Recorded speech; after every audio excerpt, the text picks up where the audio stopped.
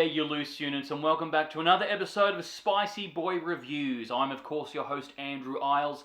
Hope you've been looking after yourselves, looking after each other, pulling your heads in, and all that jazz. Here we are for another week, another review. I'm in a new studio, probably can't tell. I've got a brand new mic, feeling good about myself, which is great in this mysterious time. So, without further ado, let's get straight into it. Today we are reviewing the film Don't Breathe 2.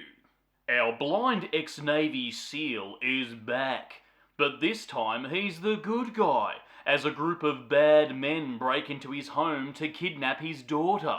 Wait a minute, he didn't have a daughter in the first film. Don't worry about it, all will be revealed in the follow-up to one of the surprise hit thrillers of 2016, in Don't Breathe 2. And that's it. That's the synopsis for Don't Breathe 2. As aforementioned, the first one was one of the surprise hits of 2016. I was late to the party to watch it, but when I watched it, I absolutely freaking loved it. This was awesome. Wondering what they were going to do with the sequel. Was it going to be much more of the same? But here we are to talk about it. This one is directed by Rodo Seagues. I don't know if that's how it's pronounced, but it feels bloody good to say. He co-wrote and co-produced the first film, Don't Breathe, and he's directed this, and that's it. This is his directorial debut. He's a fresh face in the world of film, good old Rodo, mate. And yeah, he's been co-producing and writing a few things, mostly in the horror genre, of course, and as I said before, this is his horror film debut, his first film, but he's just finished writing the script to the new Texas Chainsaw Massacre.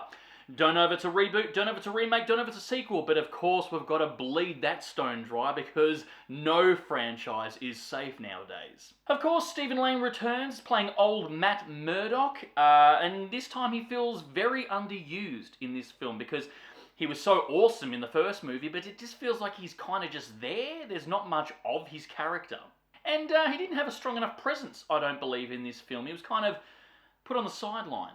This film does the old protagonist-antagonist switchy-poo, that's right, where the bad guy kind of becomes the good guy in the sequel, very much like Terminator. But like, how do you root for a guy who was absolutely terrifying in the first film and a piece of shit? How do you root for him being the good guy in the sequel? See, the Terminator was different because that was a murderous killer cyborg. Bit of reprogramming, you're like, cool, he's a good guy now. But this guy, for what he did in the first film, you're like, I don't know if he's that likable this time around. Here he has a daughter in the sequel, which he didn't have in the first one.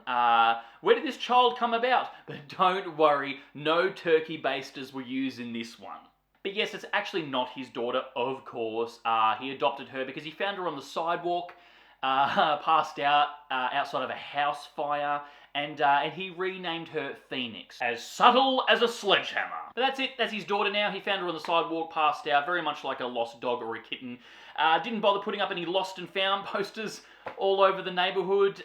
Didn't go to child services. No, you're coming home with me. The first half of this film is a pretty basic plot, very much like the first movie. We get a lot of grubby weirdos breaking into the house to kidnap Stephen Lang's daughter. But a good old blind fury is having none of it. Now, how do you make the bad guys of this worse than the antagonist slash protagonist from the first film, Stephen Lang's character? How do you make them worse than the stuff that he did in this in the previous film? Well, what you do is you get these grubby, weirdo, murderous ex-military people who like to steal children's organs and sell them on the black market. Because I guess cannibal, satanic worshipping baby eaters was going a bit too far.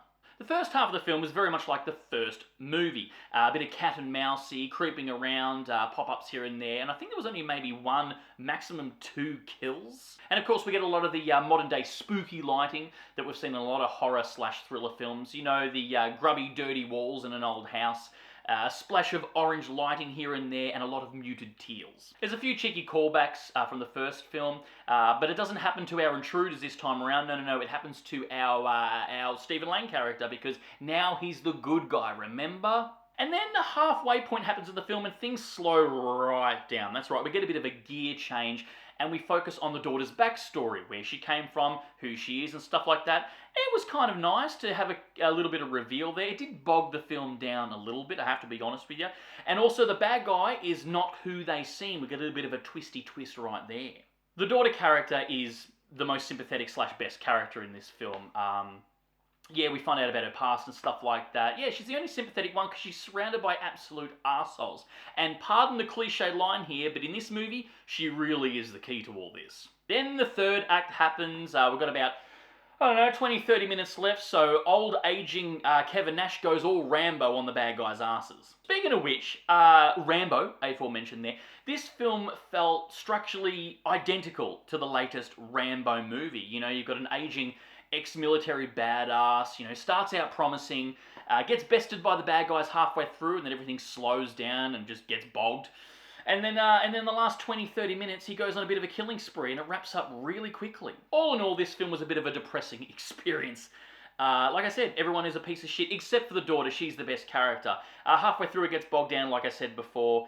No one's likable. No one's likable, and I just wonder where you could take this character, the Stephen Lang character, further. I don't think you can. I think they might have, blown their wad with this one. Honestly, I would have liked to see more killing and guerrilla warfare, a bit more Rambo than the last Rambo movie, especially from our protagonist, because it feels like he was hardly in the film or not as threatening as the first. In saying all that, it is better than the last Rambo movie, Last Blood. It is better than that, but it's kind of, it comes and goes and really nothing experience. But yeah, that's Don't Breathe 2.